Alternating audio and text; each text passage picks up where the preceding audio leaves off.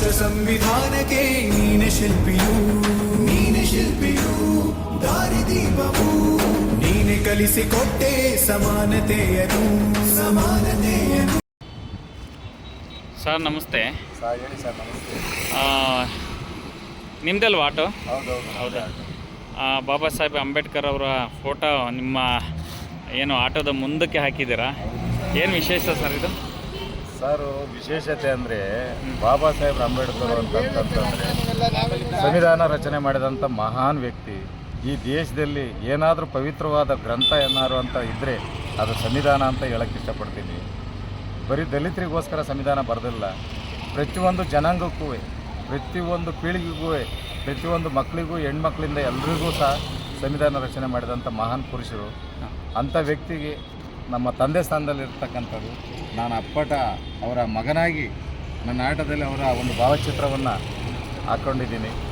ಎಷ್ಟು ವರ್ಷದಿಂದ ಹಾಕೊಂಡಿದ್ದಾರೆ ಸರ್? ಇದು ಹೆಚ್ಚು ಕಡಿಮೆ ನಾನು ಒಂದು 25 ವರ್ಷದಿಂದ ನಾನು ಭಾವಚಿತ್ರ ಹಾಕ್ಕೊಂಡು ನಾನು ಬೆಂಗಳೂರು ನಗರದಲ್ಲಿ ಒಬ್ಬ ಸ್ಟೇಟು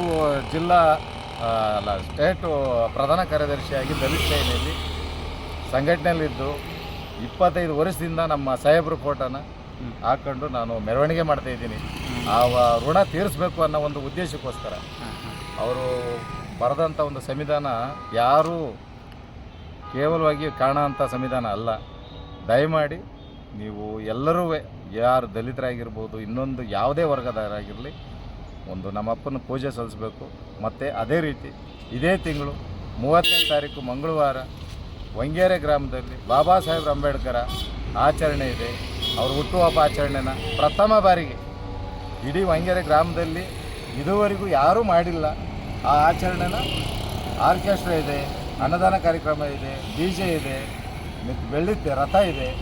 ಅವರ ಮೆರವಣಿಗೆ ಮಾಡ್ಕೊಂಡು ಕಾರ್ಯಕ್ರಮ ಮಾಡ್ತಾಯಿದ್ದೀವಿ. ದಯಮಾಡಿ ನಮ್ಮ ದಲಿತರ ನಾಯಕರುಗಳು ಪ್ರತಿಯೊಬ್ಬರು ಸಹ ಬರಬೇಕು. ನಿಮಗೆ ಕೈ ಮುಗಿದು ಕೇಳ್ಕೊತಾಯಿದ್ದೀವಿ. ಸರ್ ದೇವರಾಜ್ ಅಂತ ಸರ್ ನನ್ನ ಹೆಸರು.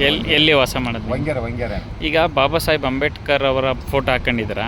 ಈಗ ನೀವು ತುಂಬ ಎಲ್ಲ ಥರದ ಪ್ಯಾಸೆಂಜರ್ಸು ನಿಮ್ಮ ಆಟೋ ಹತ್ತಕ್ಕೆ ಬರ್ತಾರೆ. ಇದನ್ನ ನೋಡಿ ಏನಾದ್ರು ಅಂತಾರ ಅಥವಾ ಏನು ನಿಮ್ಗೆ ಯಾವ ಥರದ? ತುಂಬ ಜನ ನನಗೆ ನಿಜವಾಗ್ಲೂ ಬಂದು ಆಟೋ ಹತ್ತಿದ ತಕ್ಷಣ ಕೈ ಮುಗಿತಾರೆ. ನಮ್ಮ ಅಪ್ಪನ ಪೂಜೆ ಒಳ್ಳೆ ಕೆಲಸ ಮಾಡಿದೀಯಪ್ಪ, ನೀನು ಈ ಥರನೇ ಮುಂದುವರ್ಸ್ಕೊಂಡು ಹೋಗು ಅಂತ ಹೇಳ್ಬಿಟ್ಟು ಕೈ ಮುಗಿದ್ಬಿಟ್ಟು ಫಸ್ಟ್ ಆಮೇಲೆ ಆಟೋ ಹತ್ತಾರೆ. ಕೆಲವ್ರು ಕೇಳ್ತಾರೆ, ಏನು ನೀವು ಅವ್ರ ಅಭಿಮಾನಿ ಅಂತ ಕೇಳ್ತಾರೆ.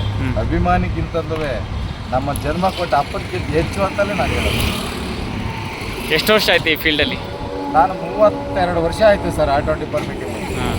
ಅಷ್ಟು ವರ್ಷದಿಂದ ನಿಮ್ದಿದೆ ಆಟೋನೇ? ಇವತ್ತು ಆಟೋನೇ, ಇದುವರೆಗೂ ಆಟೋನೇ ಓಡಿಸ್ತಾರೆ. ಅಲ್ಲ ಅವತ್ತಿಂದ ಇದೇ ಥರ ಭಾವಚಿತ್ರ ಭಾವಚಿತ್ರ